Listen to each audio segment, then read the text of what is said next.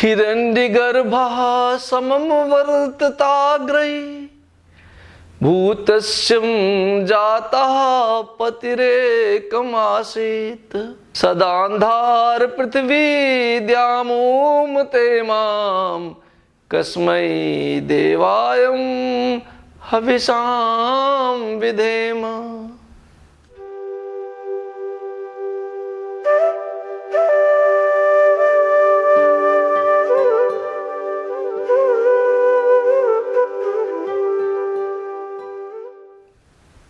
परमात्मा जगत से पूर्व विद्यमान था।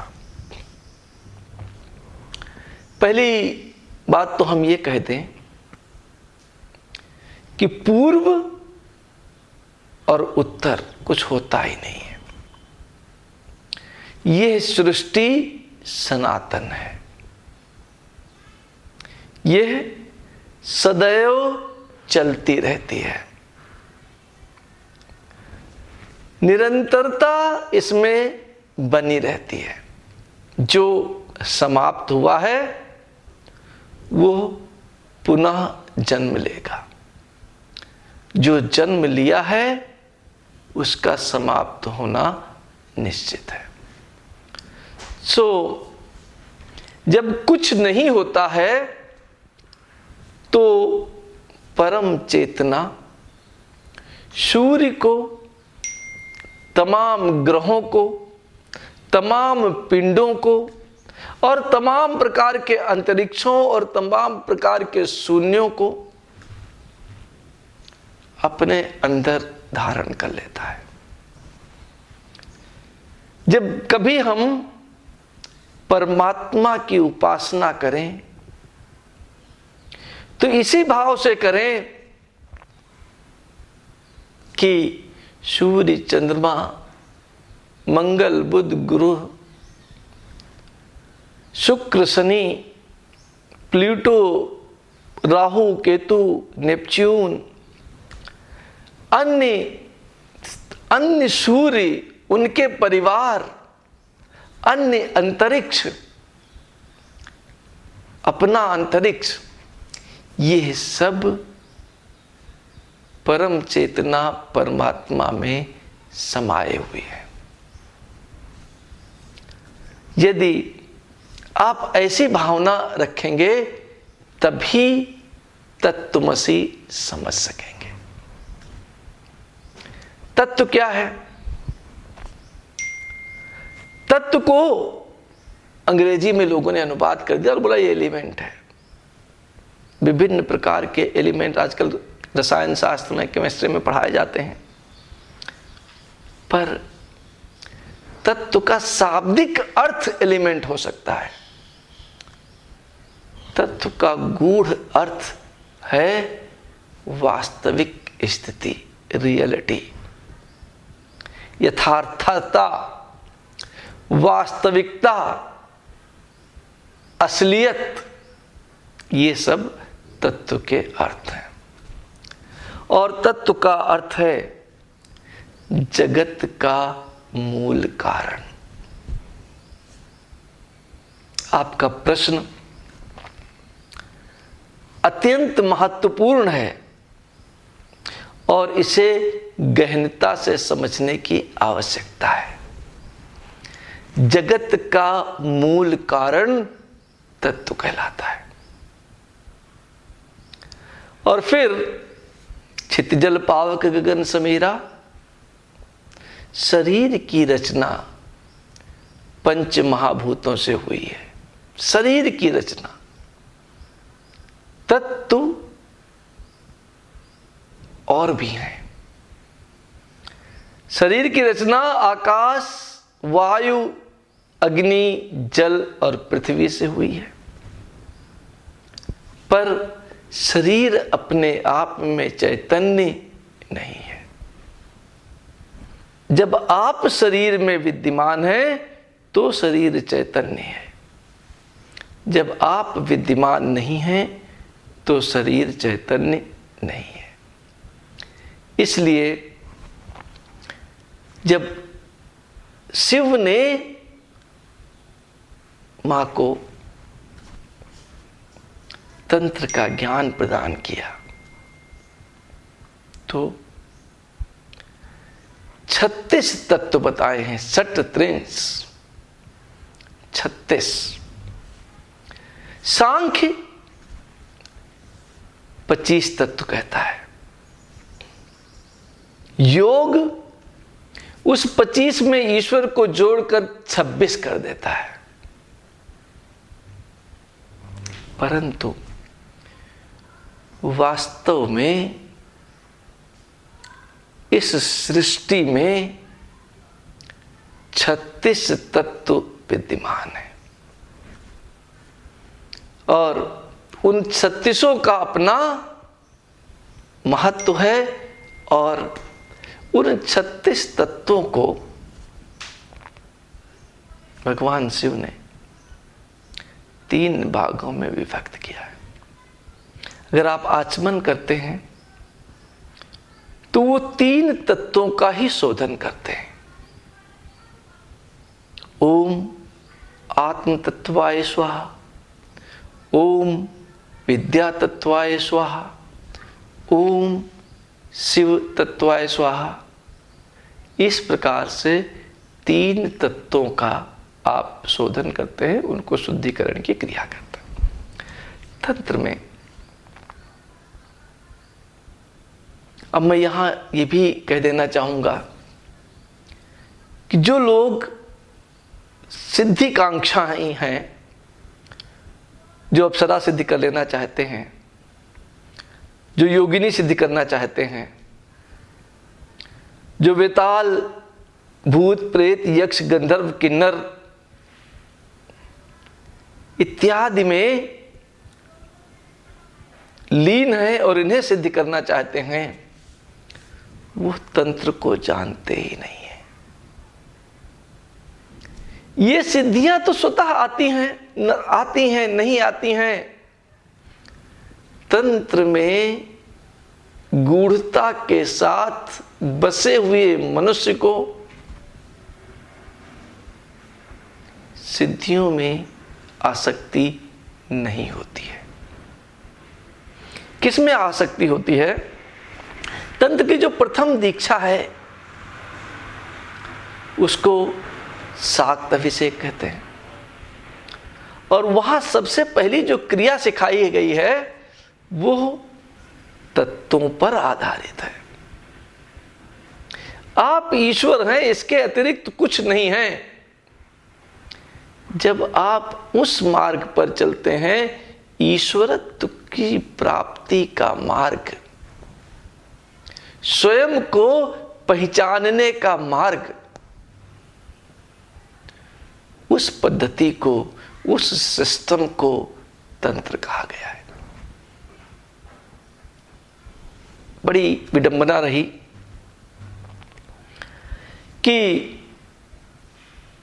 कुछ छोटे लोगों ने छोटी छोटी सिद्धियों के चक्कर में इस पूर्ण विज्ञान को, इस पूर्णता प्राप्त करने के शास्त्र को बदनाम किया। पर तंत्र इन 36 तत्वों को समझकर, इनकी शुद्धि कर, इनका शिकार कर, स्वयं को समझने की विशिष्ट क्रिया है। और शिव ने शिव तत्व, विद्या तत्व और आत्म तत्व, 3 तत्वों को मुख्य रूप से बताया है। शिव तत्व क्या है, विद्या तत्व क्या है और आत्म तत्व क्या है? आत्म तत्व वो हैं जिन्हें आप देख सकते हैं, समझ सकते हैं, जो पृथ्वी पर विद्यमान हैं। कोई जरूरी नहीं कि आप उन्हें ग्रहण कर सकें, वो फिर आपकी क्षमता पर आधारित है, परंतु उन्हें आप ज्ञानेंद्रियों के माध्यम से अनुभव कर सकते हैं। ज्ञानेंद्रियां क्या है? वो ऑर्गन्स जो समस्त यूनिवर्स को, समस्त अखिल विश्व को आपके अंदर अनुभव कराने की क्षमता रखते हैं, उन्हें ज्ञानेंद्रियां कहा जाता है। कौन कौन सी हैं? आंखें, आंखों के माध्यम से मैं पूरे विश्व का अनुभव कर सकता हूं, देख सकता हूं। आप खड़े हैं, मैं देख रहा हूं। आप बैठे हैं, मैं देख रहा हूं। आप बैठी हैं, मैं देख रहा हूं। कैसे देख रहा हूं? और आप भी मुझे देख रहे हैं, देख रहे हैं। पर मैं आपको कहां देख रहा हूं?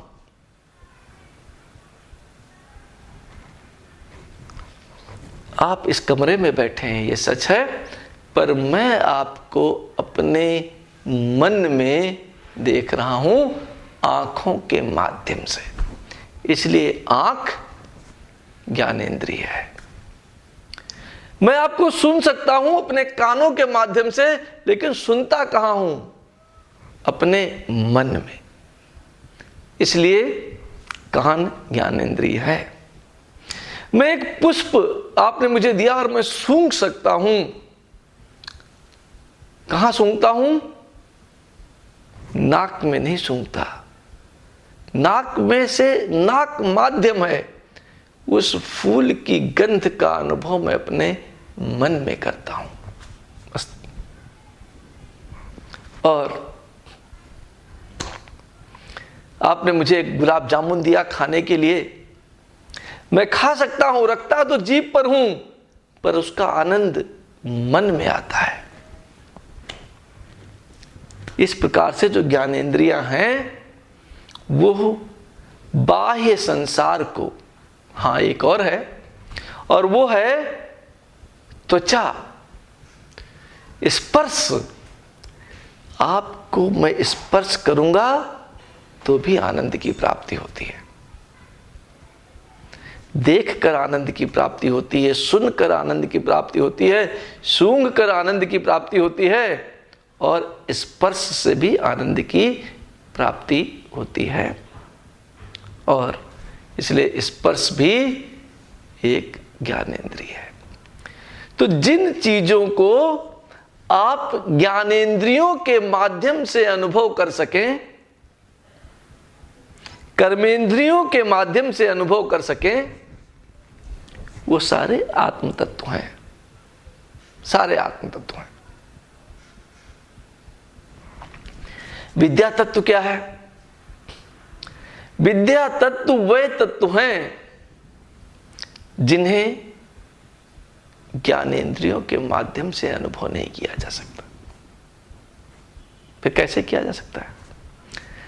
तर्क से। तर्क को क्या कहा? फिलॉसफी। तर्क के माध्यम से जिन तत्वों का आप अनुभव प्राप्त कर सकें, वो विद्या तत्व है। जिन तत्वों का अनुभव आप ज्ञानेंद्रियों से भी नहीं प्राप्त कर सकते, तर्क से भी नहीं प्राप्त कर सकते, तो उनका अनुभव प्राप्त कैसे करें प्रभु? उनका अनुभव आप चेतना के माध्यम से ही प्राप्त कर सकते हैं। और जिन तत्वों का अनुभव आप चेतना के माध्यम से प्राप्त कर सकें, उन सभी तत्वों को हम क्या कहते हैं? शिव तत्व कहते हैं। तो इस प्रकार से पूर्ण संरचना है। ईश्वर से आप तक, आपके शरीर तक पराचेतना से शरीर तक शिव तत्व, विद्या तत्व और आत्म तत्व है। और जब हम पराचेतना को पुनः प्राप्त करना चाहते हैं तो आत्म तत्व से शिव तत्व की जो यात्रा है वो प्रारंभ होती है। ठीक है। और आपका जो प्रश्न आगे है कि क्या मैं इन तत्वों के नाम जान सकता हूं? हाँ, जान सकते हैं। किधर से प्रारंभ करूं? ऊपर से नीचे कि नीचे से ऊपर? अगर हम नीचे से ऊपर प्रारंभ करते हैं तो भूमि, जल, अग्नि, वायु और आकाश, इन पंच महाभूतों से आपका शरीर बना है। इन पंच महाभूतों की जो तन्मात्राएं हैं जिससे आप अनुभव करते हैं पूर्ण संसार को, ये पंच महाभूतों की तन्मात्राएं कही गई हैं। ज्ञानेंद्रियों की भी तन्मात्राएं कही गई हैं। और वो तन्मात्राएं हैं फिर से 5। कौन कौन सी? शब्द, स्पर्श, रूप, रस और गंध। 10 हुए। उसके बाद 5 कर्मेंद्रियां हैं जिनसे आप 5 कर्मेंद्रियों से आप क्या कार्य करते हैं? आप जो दिमाग ऑर्डर करता है, जो अंदर है, उसको बाहर निकालने की क्रिया संपन्न करते हैं। कौन कौन से हैं? पैर, आपकी इच्छा है कि आप मुझसे मिलने आए, आप अपने घर से चलेंगे। कैसे चलेंगे? पैर के माध्यम से। पैर से चल करके मेरे पास आएंगे। आपकी इच्छा है कि मैं एक सेब किसी को दे दूं। कैसे देंगे? हाथ के माध्यम से। तो पैर, हाथ, ये सब मोटर ऑर्गन्स कहे गए हैं, कर्मेंद्रियां कहे गए हैं। और वाणी, मेरी इच्छा है कि मैं आपको कुछ कहूं, सुनाऊं। आपकी इच्छा है कि मैं एक प्रश्न पूछूं। कैसे पूछेंगे? वाणी के माध्यम से। तो वाणी भी कर्मेंद्रिय हो गई। और हमारे अंदर मल और मूत्र है, उसको निकालने के लिए हम गुदा मार्ग और लिंग मार्ग या योनि मार्ग का उपयोग करते हैं। इस तरीके से 5 कर्मेंद्रियां हैं: पाद, हस्त, उपस्थ, वायु और वाक। तो 5 5 10 5 15 हो गई। 5 घ्राण ज्ञानेंद्रियां हैं। क्या? कौन कौन सी? Ear, eyes, tongue, nose and skin. कैसे कहेंगे उनको? कान, आंख, नाक, जिह्वा और त्वचा। ये 5 ज्ञानेंद्रियां हैं। इनको अगर आप मिला दीजिए तो ये आपके 20 हो गई। ये जो 20 तत्व हैं, ये तो अहंकार से जन्मते हैं। और इसके अलावा हमको अंतः चतुष्टय कहा गया है, जो हमारे अंदर मौजूद है। वो भी हम अनुभव कर पाते हैं, इसलिए वो भी आत्म तत्व ही है। और वो क्या है? मन, बुद्धि, प्रकृति और अहंकार। इसमें अगर हम जीव को मिला दें, जीव को पुरुष तत्व भी कहा गया है, अगर हम जीव को भी मिला दें तो 25 हो जाते हैं। और ये 25 तत्व जो हैं उनको आत्म तत्व कहा गया है। पुरुष, नियति, काल, राग, विद्या, कला और माया, ये जो है ये विद्या तत्व है। देन शिव तत्व में क्या है? परम शिव, शिव शक्ति, उनको समझने की शक्ति विद्या, विद्या मैंने यहां कहा और विद्या तत्व में भी कहा है, नहीं, विद्या तत्व में आपने सुना है गलत, वहां इग्नोरेंस है, अविद्या, यहां विजडम है, विद्या। इस प्रकार से कुल मिलाकर के 36 तत्व हैं।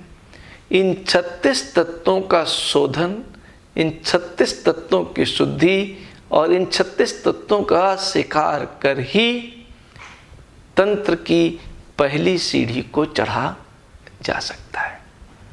और इसीलिए मंत्र है प्राणापानो व्यानो समानो में शुद्धंत्यंग ज्योतिर्हम विरजा विपापमा भूयासम स्वाहा। साथ है 5-5 की एक लाइन, और हम अपने आप का शुद्धिकरण कर पाते हैं और शुद्धिकरण करके अपने आध्यात्म के पथ पर अग्रसर हो स्वयं को समझ पाते हैं। ये तंत्र का, ये जीवन का भी मुख्य उद्देश्य है। धन्यवाद, आभार।